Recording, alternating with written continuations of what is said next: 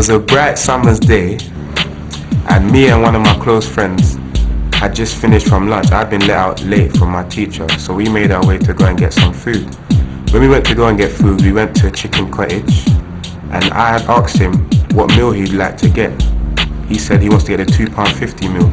I said, yeah, I'd like to get the same thing. So I gave him my money so that he can go and buy it for me.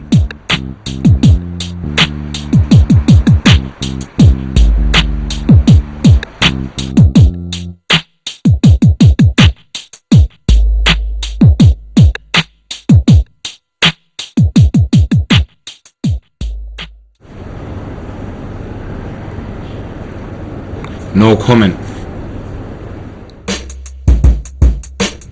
Basically what happened was I was invited to a party in Brighton. It's getting good, like the good vibes. There was a lot of girls there, atmosphere was good, barbecue, drinks, etc. We were sort of like gate crashed by a couple of London boys that my friends knew. Then there was a lot of conflict between them and the Brighton boys on the microphone, because there was a lot of lyrics that were said over the microphone. The gate crashers were threatening to stab the Brighton boys. Walked outside and all I could hear was people saying somebody had been stabbed. I had a firework in my hand, which I was going to let off safely, and so that everybody could see it, not as an offensive weapon. But when a police woman approached me, I dropped it because she might have seen it as an offensive weapon. And the lady said to me, well, do you know what's happened with the stabbing? I said to her, I said, no, I just heard that somebody's been stabbed.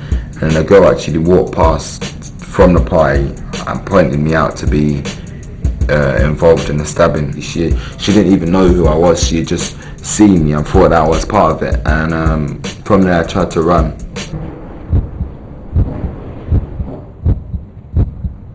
I was scared that I was going to be arrested for something that I had nothing to do with. I was scared that the police were going to frame me for doing it. I was scared that what my mum was going to think. I was scared how I was going to get back from Brighton where they were taking me. There was a lot of things that were why me that so many emotions were going through my head. That's why I decided to run. I was put in a van. That was they took my clothes. They took my clothes and didn't get them back for about 8 to 10 months. I was made to believe that it was my hat that pinpointed me out. I don't see how this could have been though, because the hat that I was wearing at the actual time of on that night was a grey Prada hat, and the boy that was actually charged with the GBH was wearing a black Prada hat. But I'm shocked by that.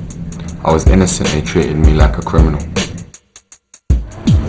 Thank you very much. Thank you.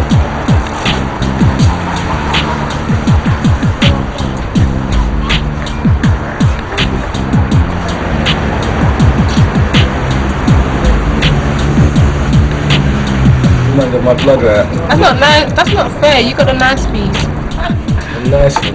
I want a nice piece, man. I got stabbed 6 times because I got a new girlfriend. I had an ex-girlfriend who I was going out with for a while. I broke up with her, so she found it funny to try to get me stabbed. Only one word I could describe her is psychopathic.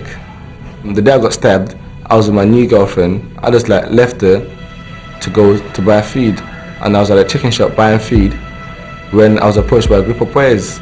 There was 5 of them. They were kind of muscular, athletic toned, and some of them were big. And I got jumped, attacked, and stabbed. I never realized that I got stabbed until I stood up from the ground to try to clean myself up.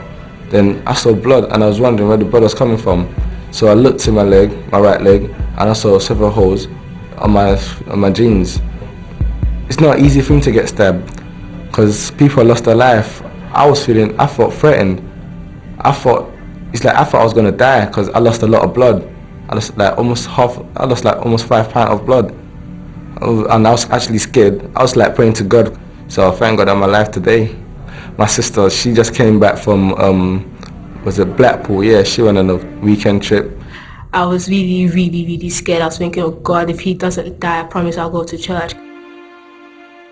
I didn't go to church like 3 months or so, and I was thinking God's trying to punish me for not going to church. I had to go with my friend's mom to drop me straight at the hospital, and I was with my luggage, I was like carrying all my bags and stuff and teddies and stuff to the hospital. And when they asked me, the reception was like, who are you looking for? This me. My brother got stuck. I couldn't remember his name, and because it's always been like me and my brother, me and Jeffrey, like all the times. I know it was selfish, right? Because I was thinking, if Jeffrey dies, oh my God, it's gonna be just me, Everyone knows us as the twins, Jeffrey's sister kind of thing. So it's not long gonna be. It's gonna be Jennifer on her own, and who am I gonna get to, defend me and stuff when I start looking for trouble? So I've been sitting outside waiting and waiting and waiting for my food to come to me, and I was realised, like, why is it taking so long? Basically, my mum moved to South Africa for work purposes, and I was 9 at the time, and I stayed there for 2 years. I was sharing a passport with her at the time, and there had been no problems with it beforehand. But then one day when I was 11, my mum went in there, and I don't think she was getting a good vibe from the lady who was at the counter, and she basically said like, oh, this isn't allowed. I decided. And my mum went, decided what? And she said basically I have to go back to England. I didn't go to court myself, but I think my mum did. I got sent back to England with 2 armed policemen, basically, and they had like machine guns and handheld weapons, whatever. But it was kind of weird because I was just like joking with them on the way there. I tried to sleep on there, but I couldn't, because I'm used to moving around quite a lot, so it wasn't really a big deal to me because I quite adapt quite quickly to whatever environment I'm in.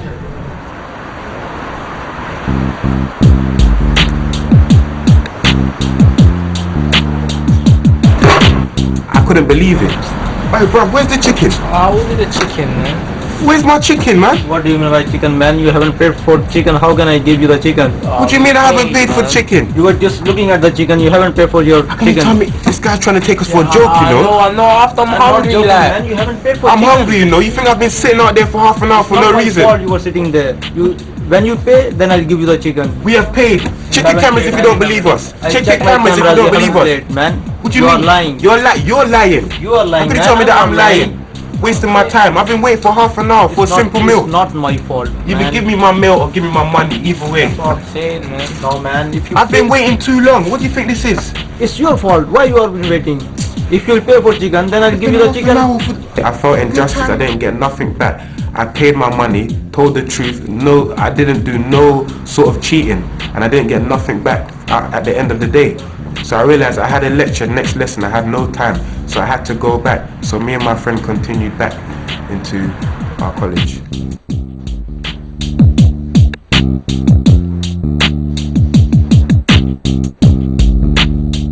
Yeah, freedom ain't free. If it was, I wouldn't get stopped and searched by the police on a regular basis when I'm going to school or a regular linkage. Believe me, getting harassed is trying to be pleased about. Cash, remember about that day about the chicken shop, fam? Oh, bro, don't remind me about that. I'm still hungry now. Bro, up to today I still ain't got my chicken. That's right, man. Freedom ain't free out here, man. Freedom ain't free at all. Yeah, yo.